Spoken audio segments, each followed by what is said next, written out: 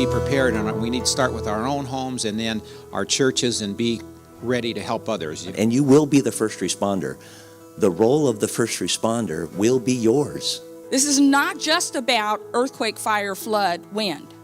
It's also about what are those hazards, those possible dangers that you face in and around your house of worship.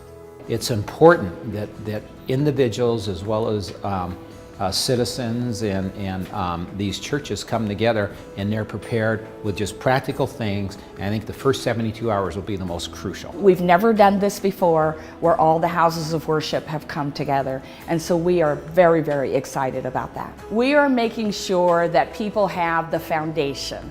And so by the time they walk away today, we want to make sure that everybody, all different levels, faith-based, community-based, government, public, private, that everybody understands what each other's role is. We reach out to the community when there's disasters.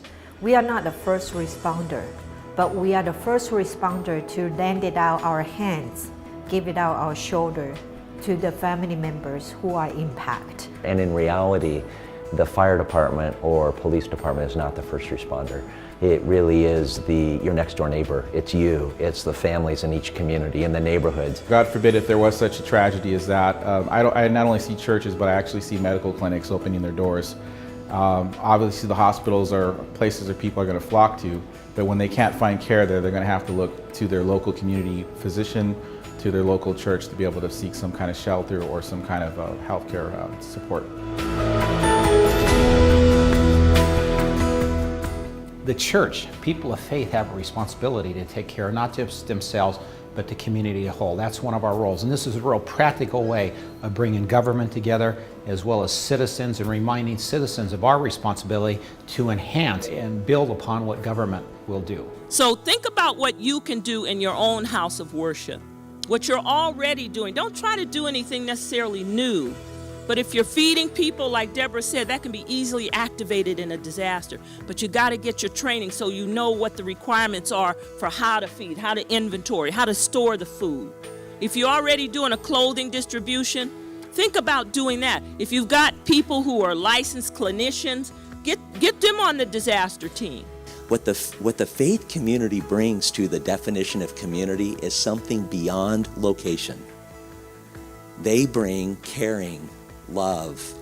They bring interest, commitment. That's what community means to the faith community. And so how do you interact with a local community in the faith community? It's the faith community that got our local community prepared, because it was important to them. And what did they do? They sent, right? They might be a center within their community that people go to. The church itself might be a center that people go to. But more importantly, in this case, it was the value of preparedness, of mitigation, the ability to respond appropriately that they sent out into the community to tell other people in the community.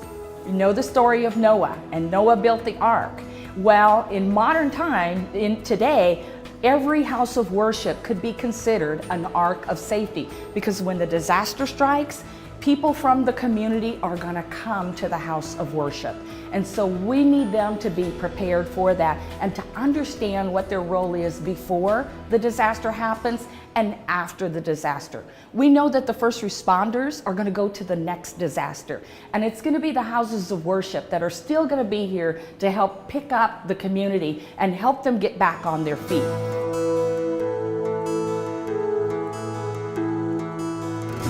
Just practical little things like as citizens and as a community and churches, we're going to have to provide things that I think first responders are going to be lacking for large numbers, like blankets or flares or jumper cables or barbecues, food and water, those type of things. So with the churches coming together, working with the first responders in our community, I think it's just, it's going to strengthen our community as a whole. A resilient community will bend, but it won't break. A resilient community has the ability to respond to adversity.